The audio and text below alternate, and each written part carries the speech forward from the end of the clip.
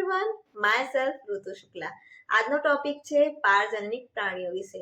એવા પ્રાણીઓ કે જેમના ડીએનએ ને તબદીલ કરવામાં આવે છે અથવા બદલવામાં આવે છે તેને આપણે પારજનનિક પ્રાણીઓ તરીકે ઓળખતા હોઈએ છીએ, જેની અંદર પારજનનિક ઉંદર, પારજનનિક વાનર, પારજનનિક ગાય, પારજનનિક સસલા અને માછલીનો સમાવેશ થતો હોય છે। 95% વધારે પારજનનિક ઉંદરો બનાવવામાં આવ્યા છે। પારજનનિક પ્રાણીઓના ફાયદા: શરીરના દેહધર્મ વિદ્યાને સમજવા, એટલે આપણા શરીરની જનીન ક્રિયાવિધિને સમજવા માટે।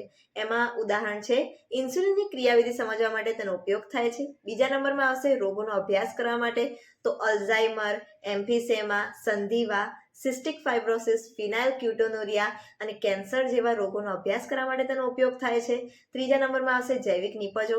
આ મોસ્ટ ઓફ નીટમાં પૂછાતું હોય છે। આલ્ફા 1 એન્ટીટ્રિપ્સિન નામની જે દવા છે તે એમ્ફીસેમાની સારવાર માટે ઉપયોગમાં આવતી હોય છે। અને સૌ પ્રથમ પારજનનિક ગાય ઈસવીસન 1997માં રોઝી નામની ગાય બનાવવામાં આવી હતી કે જે 1 લીટરમાં 2.4 ગ્રામથી વધારે આલ્ફા લેક્ટાલ્બ્યુમિન ધરાવે છે, જે કુદરતી ગાયના દૂધ કરતાં પણ વધારે પોષણયુક્ત હોય છે। ચોથા નંબરમાં આવશે રસી પરીક્ષણ। તો પોલિયોની રસીનું પરીક્ષણ જે છે તે સૌપ્રથમ ઉંદર પર કરવામાં આવ્યું હતું અને ત્યારબાદ તે વાનર પર તેનો પ્રયોગ થયો હતો। અને છેલ્લા નંબરમાં આવશે રાસાયણિક સુરક્ષા પરીક્ષણ।